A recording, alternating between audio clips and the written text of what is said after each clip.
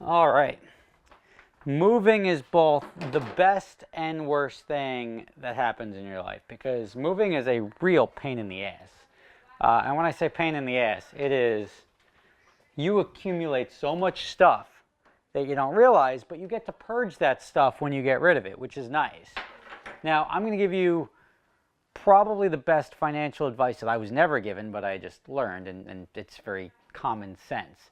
Now, the if you could think of cleaning this and saying, wow, I don't need this, I don't need that, you do the same thing with the money you spend. Just because you can afford something doesn't necessarily mean you're getting your value's worth. And that's the key thing that you have to focus on. In doing this move, I was looking around. I'm like, all right, what house am I going to get? What am I doing? Where am I going to spend money? And I'm like, you know what? I don't really need anything fancy while I build my other house. Like the other house is going to be nice, but I don't really need a $5,000, $6,000 a month rental while I'm building. So I'm over at a 2-bedroom apartment. Obviously, it's a lifestyle change, but that's the only quality of life difference that I have year over year. It also got me looking as I start canceling out cable and internet and the power bill and the gas bill.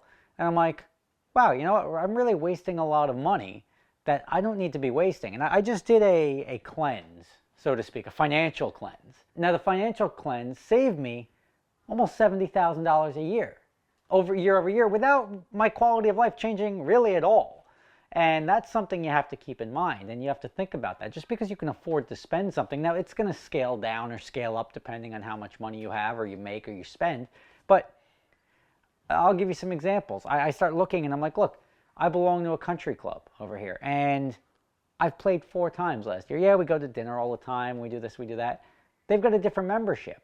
Like I pay for like the full bore, like Class A membership, and I don't need that. I play golf 4 times a year. There's a membership that's like essentially a house, so you can use the pool and the tennis courts and the restaurant, and then it has golf privileges, so I can play up to 18 times a year. I haven't played 18 times in the last 3 years combined.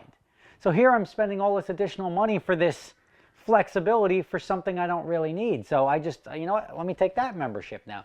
That saved me $8,000 a year without even doing anything, without my life did not change one bit by changing that, but that's $8,000 right there in the bank. Next thing you know, I fired Jimbo. Just kidding, didn't fire Jimbo. He's right there on the camera. Yeah, I know, it's pretty good, right? But I have an au pair. The au pair costs a significant amount of money because she's here. I pay for her to live. I pay for her phone. I pay for a car, insurance for her, her schooling, then the program fees, and then just having the additional person in the family when we travel, when we do anything. That's going to knock off probably $25,000 a year. Just like that. Right there. Now we're at $35,000 almost.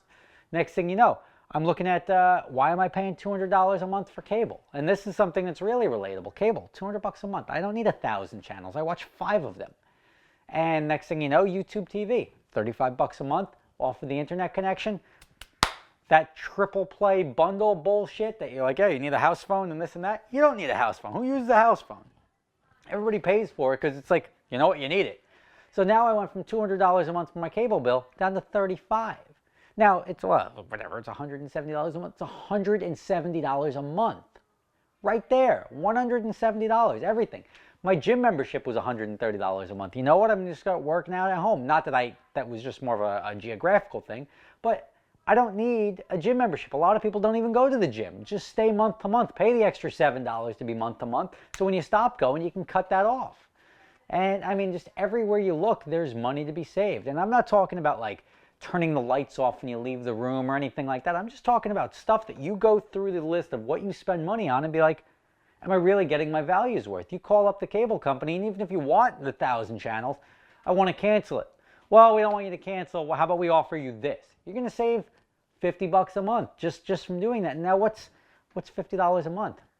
I don't know, $50 a month adds up. $50 a month is a nice night out with your wife, going out to dinner. $50 a month is 2 cases, 3, 4 cases of beer, whatever it is.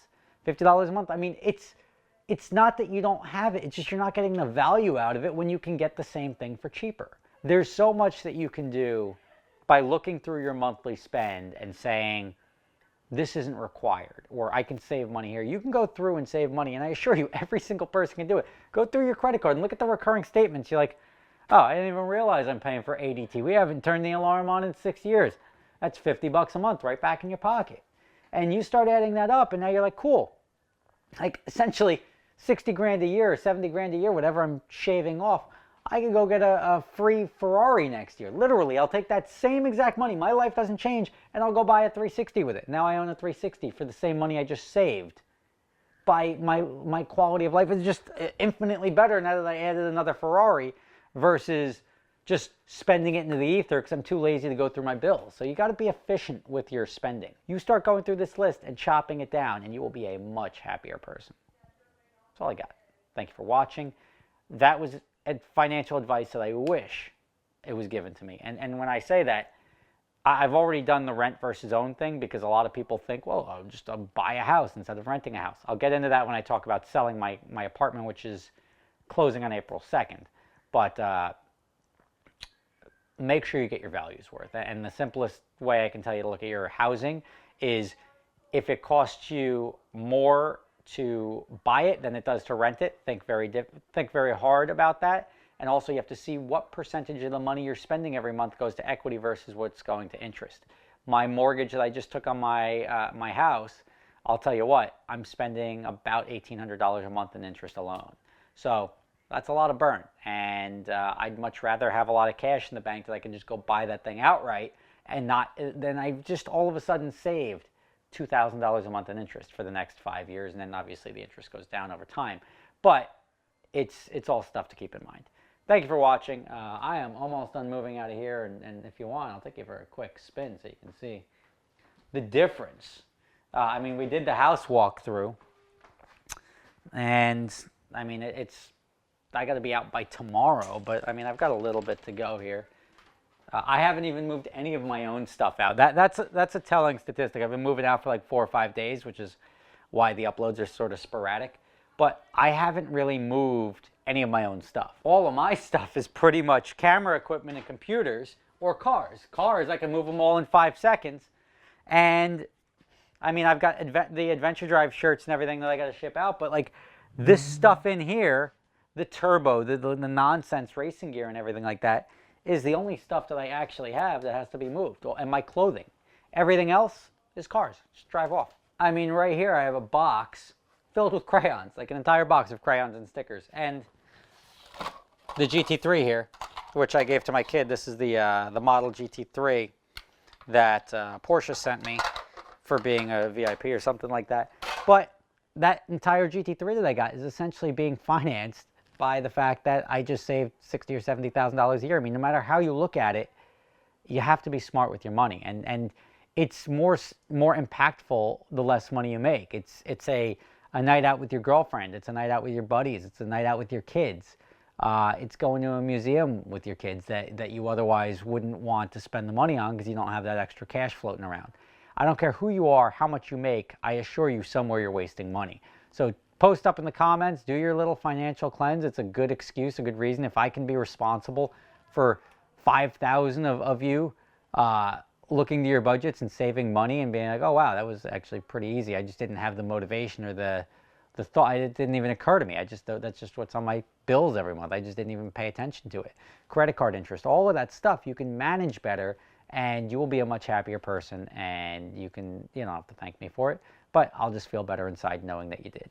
Thank you for watching. See you next time.